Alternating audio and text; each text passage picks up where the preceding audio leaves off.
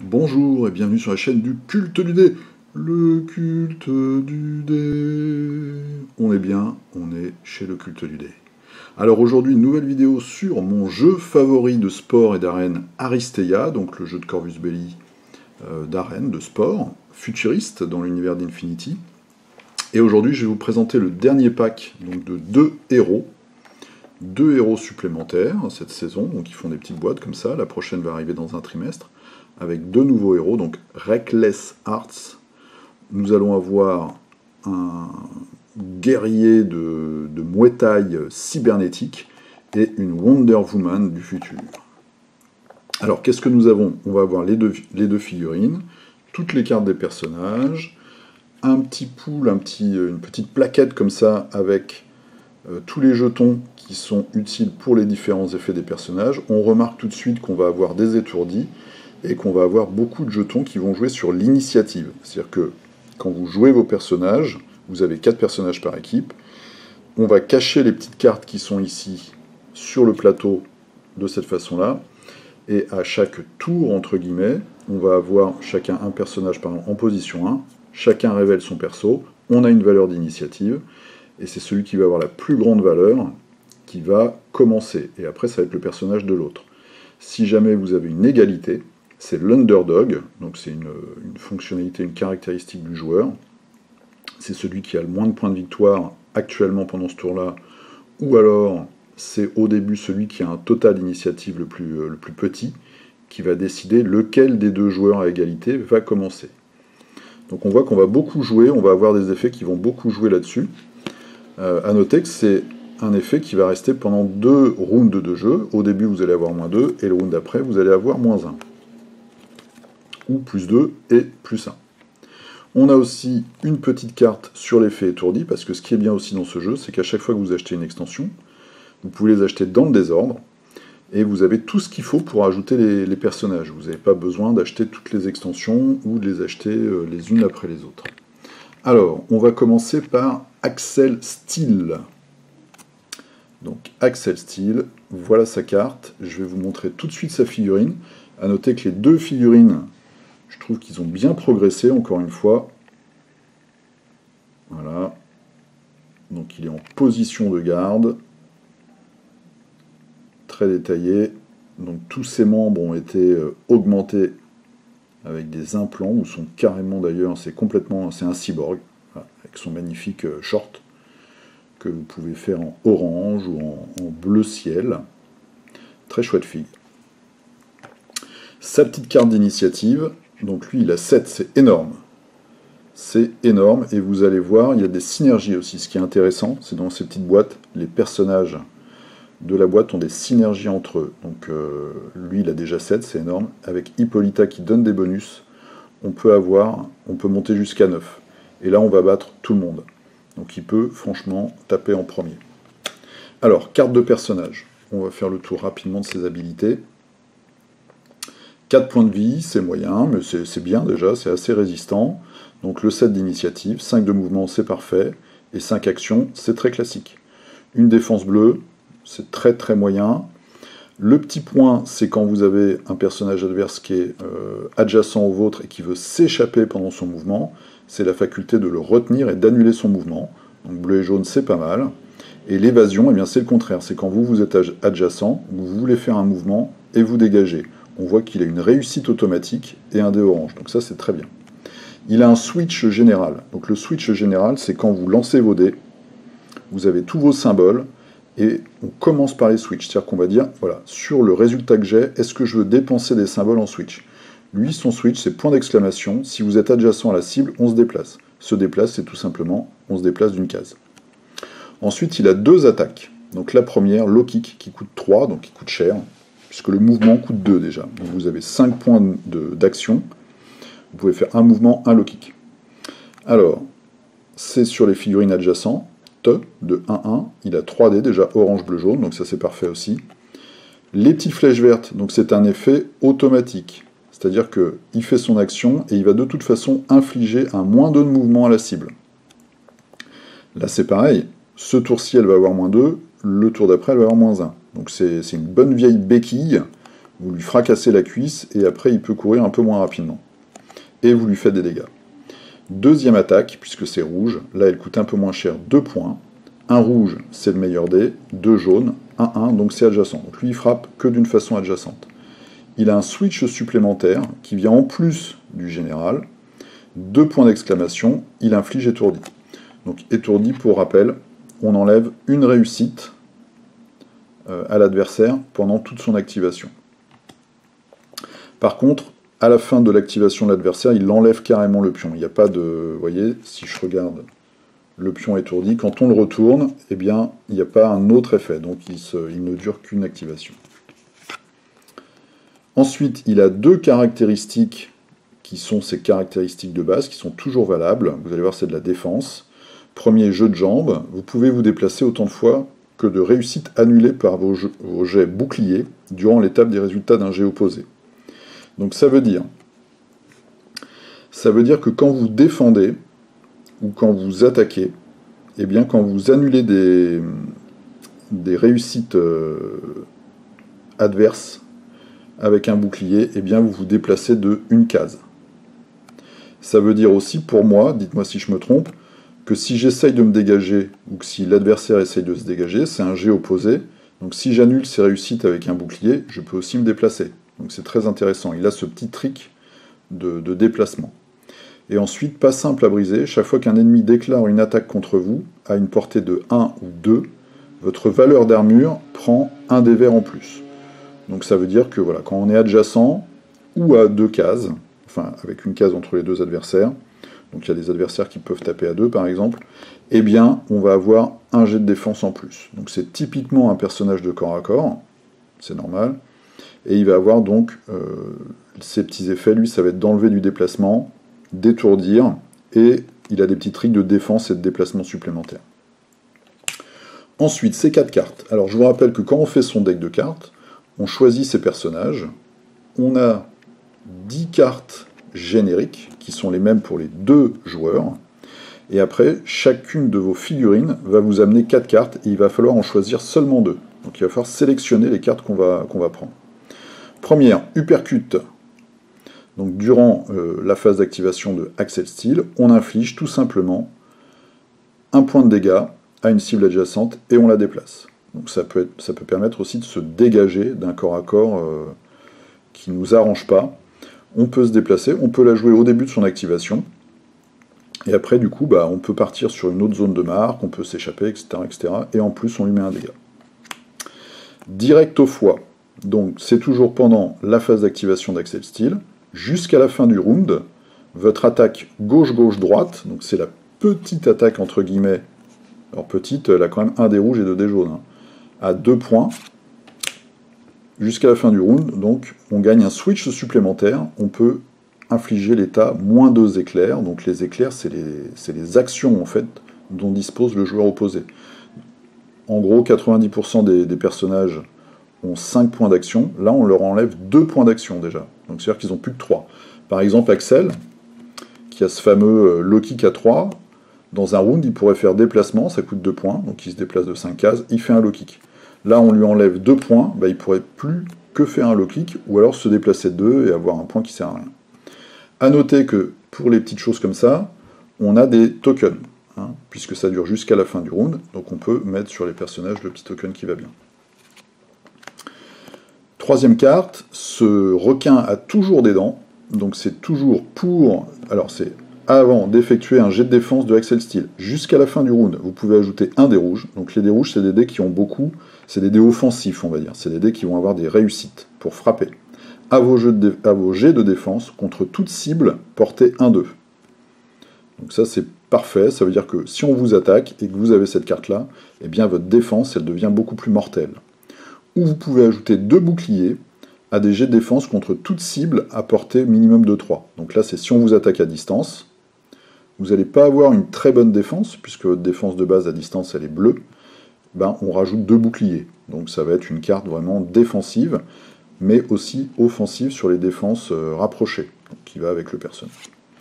Et enfin, la dernière, sauvé par le gong, durant la déclaration d'une action où Axel Steel est la cible. L'action en cours et ses effets sont annulés. le joueur actif perd tous ses points d'action dépensés. Donc ça c'est assez énorme, un petit peu comme la poitrine de Parvati là qu'ils ont EP on va dire. J'ai par exemple Major Luna qui me fait un super tir qui lui coûte 3, je sors cette carte là, je lui dis bah non, ton tir il est annulé, et en plus tu perds tes 3 points. Donc c'est très très frustrant pour l'adversaire. Alors qu'est-ce que je prendrais moi sur ces 4 cartes? Alors ça c'est de la défense, ça c'est un petit mouvement avec un dégât. Je pense que je prendrais ces deux-là. Donc celle-ci, sauvée par le gong, elle est assez énorme, et puis très frustrante pour l'autre. Et celle-ci, elle permet vraiment d'enlever des actions à l'adversaire. Donc ça c'est vraiment bien pour annihiler en fait un joueur adverse qui n'a pas encore joué par exemple. Je pense qu'elle est très efficace. Ensuite, nous avons Hippolyta. Hippolyta, pardon. Donc c'est Wonder Woman, hein, voilà. Du futur. Je vais vous montrer la figurine qui est superbe, je trouve. Qui est une espèce de mixte. De mix, pas d'un mixte. Si on peut dire les deux, remarquez. Entre Wonder Woman et puis Léonidas, du film 300, avec cette position là où on se protège avec le bouclier, mais on a toujours ce petit arrondi qui lui permet de faire passer l'épée. Donc voilà, il y a toujours des petites circonvolutions, des petites sculptures sur les jambes. Vraiment, je trouve que là, les deux figurines, ils ont assuré comme des bêtes. Le petit pan qui va bien, hop, les petites fessouilles. Voilà, bien musclé derrière, on voit qu'elle fait du crossfit, la fille. La petite couronne, voilà, très très chouette figurine. Alors, elle a une initiative de 4, ce qui est moyen. Moyen, faible même, on va dire. Ensuite, sur sa carte, 4 points de vie, donc ça c'est dans la moyenne, c'est même pas mal. Donc 4 d'initiative, 4 de mouvement, ça va, 5 actions. Elle a une très très bonne défense, on voit des verts, des bleus, des noirs. Pour retenir ses adversaires, un des bleus, bon ok, et pour s'échapper, un des oranges, voilà, pas terrible. Switch général, donc bouclier. On inflige l'état plus 2 d'initiative à un allié porté 0,3. Donc elle, on va voir sa thématique, ses pouvoirs, c'est vraiment de jouer sur l'initiative et de rendre ses alliés plus rapides. Elle a une attaque qui coûte 3, donc qui est très chère, mais vous voyez la suite de dés qu'on a, rouge, orange, jaune, donc c'est le plus fort, le moyen et le plus faible en attaque, plus le noir, enfin il y a le bleu aussi et le vert, mais là c'est vraiment les dés d'attaque en fait, donc on a un de chaque, plus un noir avec des boucliers. Effet automatique, on inflige moins 2 d'initiative à la cible, et c'est pour les cibles adjacentes.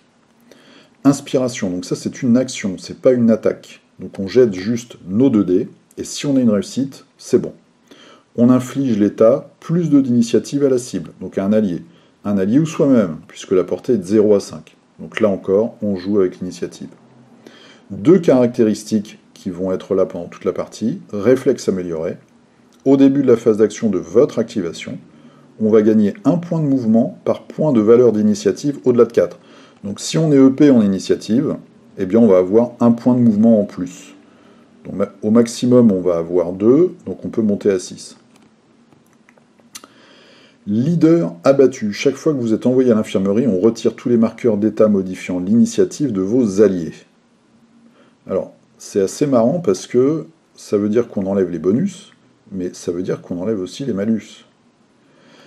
On peut avoir une Hippolyta de chaque côté, dans chaque équipe. C'est possible dans le jeu. Hein. En plus, elle, c'est une espèce de clone cybernétique de la faction Aleph, donc c'est l'intelligence artificielle du monde qui recrée des clones des grands héros de l'Antiquité.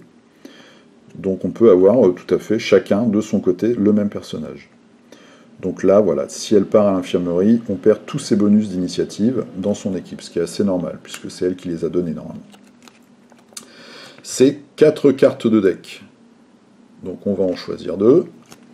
Le premier, Chant d'Edéo. Donc c'est durant la phase d'activation, enfin d'action de l'activation d'Hippolyta. Je vais avoir du mal, je vais l'appeler Hippolyta tout le temps, je pense. Jusqu'à la fin du round, tous vos alliés à portée 0 à 3, donc ça comprend soi-même, peuvent relancer autant de dés de leur jet de défense, une relance max, qu'ils le souhaitent. Voilà, donc c'est un champ de force, matérialisé par la petite illustration. Voilà, son bouclier génère un champ de force et ça protège nos amis et nous-mêmes. Stature d'Amazon, ça je trouve que cette carte elle est énorme. au début de la phase d'action d'Hippolyta. Infligez l'état plus 2 d'initiative à tous vos alliés portés 0 à 6, donc y compris soi-même. Infligez l'état étourdi à tous les ennemis portés 1-6. Donc si les gens sont paquets, ce qui n'est pas toujours le cas dans le jeu, hein, au contraire, parce que comme souvent on change les endroits où on va marquer des points, un des ressorts, hein, une des stratégies du jeu, c'est aussi, et c'est ça qui fait la beauté du jeu, c'est d'avoir des joueurs un petit peu partout sur le terrain, et c'est ça que j'aime bien. Ça change un peu des jeux où on va avoir un gros paquet au milieu et où on va se taper dessus. Au fur et à mesure que la partie avance et que les zones vont bouger, on va essayer de mettre des joueurs un petit peu partout, justement. Et comme on a on a soit des persos qui vont se déplacer très vite, d'autres qui vont tirer très loin, etc. C'est des situations qui arrivent tout le temps. Mais en tout cas, là, on a une carte qui est assez énorme, puisqu'on va étourdir, donc enlever une réussite à ses adversaires, et on va se rajouter plus de d'initiative à ses personnages. Donc on joue Hippolyta en premier, et tous ses potes, qui étaient à 0,6, vont avoir 2 points d'initiative, et c'est beaucoup de points d'initiative en plus. Ensuite, clairvoyance, après la révélation des cartes d'initiative. Donc là, j'ai un petit peu besoin de vous. Les personnages ennemis subissent -3 pour la comparaison. Donc c'est quand on révèle les cartes. Mais si je suis si c'est mon premier joueur, je révèle ma carte d'initiative. Donc je joue cette carte. Les personnages ennemis subissent -3 pour la comparaison. Alors, est-ce que c'est seulement la comparaison avec Hippolyta, ou est-ce que c'est... Alors, déjà, on peut le jouer sur un autre joueur, puisqu'il n'y a pas son nom. Mais est-ce que ça veut dire que c'est pendant tout le round? Par exemple, moi, je joue cette carte-là à la révélation de mon premier joueur, et ça va impacter les 4 joueurs de l'équipe adverse. Je pense que ce serait beaucoup trop fort. Donc, dites-moi ce que vous en pensez. Il faudrait que je cherche peut-être un éclaircissement sur le net, mais je pense que ce n'est valable que pour une seule révélation de carte, en tout cas. Sinon, c'est vraiment surpuissant. Et enfin, bénédiction d'Athéna. Bon, cette carte-là, moi, je ne la prendrai pas. Je pense pendant la phase d'action de l'activation Hippolyta, vous pouvez retirer les marqueurs d'état de votre choix d'un allié dont l'initiative a été modifiée, ou est modifiée plutôt. Donc c'est une espèce de soin. Alors, on ne rend pas des points de vie, mais on va enlever des états, et dans ce jeu, les états sont vraiment très très importants.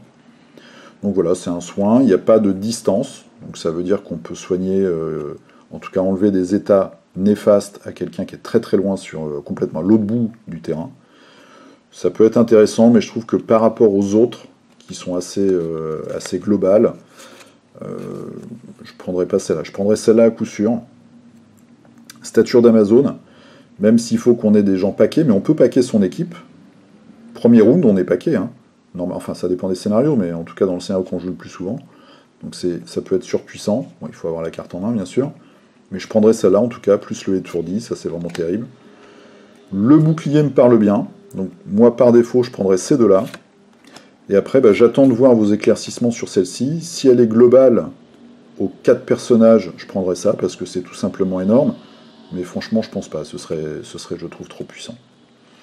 Voilà, donc c'était la description de ces 2 nouveaux persos. Alors moi, je suis vraiment un grand fan de ce jeu.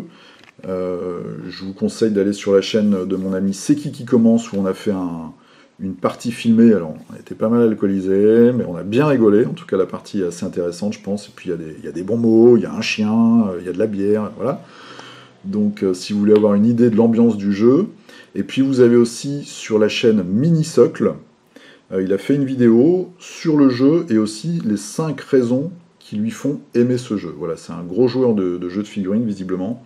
Et il est tombé amoureux de ce jeu, moi aussi, parce que je trouve que c'est un jeu qui est très très dynamique. Et c'est un jeu où vous avez tout le temps, des décisions à prendre, même quand c'est l'autre qui joue. On joue chacun, c'est de l'activation alternée, donc par couple de figurines. Il y a tout le temps des décisions, même dans la préparation, avec le choix des cartes. Et après, quand on joue, on a les switches, comment dépenser en fait les symboles qu'on va gagner avec les dés. C'est vraiment un jeu qui est super. La boîte de base que vous avez devant vous, elle coûte 50 € à peu près, on peut peut-être la trouver un peu moins chère. Vous avez 8 personnages, donc ça vous fait 2 équipes. Je vous conseille, si vous voulez vous mettre au jeu, vous n'achetez que cette boîte. C'est amplement suffisant pour faire des parties, pour vous habituer au jeu. Il est très simple, mais il y a quelques petits réflexes à prendre. Il faut comprendre un petit peu les synergies, il faut comprendre un peu le raffinement du jeu qui est vraiment très riche. Donc vous prenez juste cette boîte-là, vous voyez si ça vous plaît, vous faites quelques parties, et après seulement, vous pouvez ajouter des petites boîtes d'extension. Donc de la saison 1, il y avait 4 personnages, elles étaient à 25 €, donc 4 personnages c'est énorme, parce que vous passez de 8 à 12, et vous avez un pool de persos, de choix au début du draft, qui est complètement renouvelé, et comme c'est des équipes de 4, bah, vous avez une multitude d'équipes possibles. Et après, dans la saison 2, ils ont fait des boîtes avec seulement 2 personnages, qui sont à peu près à 15 €, je crois. Et là, c'est pareil, vous passez de 8 à 10, ça vous change déjà les personnages que vous pouvez choisir. Ils sont tous très typés, ils ont tous des pouvoirs qui sont très intéressants, et qui amènent surtout des façons de jouer différentes. Donc c'est vraiment chouette, il y a des persos qui sont des gros bourrins, des tanks, des tireurs, il y en a d'autres qui vont pas attaquer mais simplement se déplacer ou déplacer les autres. Moi, un de mes personnages vraiment favoris, c'est Exer, la sorcière rouge, qui n'attaque pas, mais qui déplace les autres personnages. Et dans un jeu où souvent on va marquer des points en possédant des zones, et en contestant des zones, ben en fait c'est un personnage qui est ultra puissant, et dont certains ne se méfient pas, enfin maintenant il est très connu. Vous avez un gros bourrin au tir qui va être Wild Bill, vous avez la tireuse d'élite, vous avez Gata qui court très vite et qui aveugle, et puis voilà, vous avez 2 gros tanks, vous avez Parvati qui soigne, etc. Musashi qui est un très bon combattant aussi au contact. Mais avec ces 8 joueurs, vous en rajoutez 2, vous pouvez déjà renouveler votre façon de jouer et vos parties. Et puis chacun, en fait, va trouver des petits trucs, des petites synergies, et vous allez comme ça échanger en fait en vous prenant une pâtée ou un truc. Ah tiens, toi t'as trouvé cette synergie-là, vous allez vous l'approprier, et le jeu comme ça va gagner en intensité, et vous allez, il va gagner alors en complexité, mais surtout en richesse, et puis en plaisir de jeu, quoi. Donc c'est vraiment un jeu que moi, je vous conseille. Je ne suis pas sponsorisé ni rien, j'achète tout avec mes sous. Mais vraiment, pour moi, c'est un très très très bon jeu. Voilà. Donc je vous dis à la prochaine. Portez-vous bien, jouez bien. Je vais vous présenter bientôt 2 prototypes. Et puis, alors malheureusement, il y a une très très grosse grève de transport à Paris vendredi. Donc je ne suis pas sûr de pouvoir aller à l'émission La Voix des Jeux ce vendredi. Je vais voir si en stand-by, si on peut venir me chercher et me ramener. Moi, je suis complètement à l'autre bout de Paris en plus, donc c'est un peu la galère. Enfin, c'est vraiment la galère. Mais en tout cas, je vous dis à très bientôt pour de nouvelles vidéos. A plus, ciao!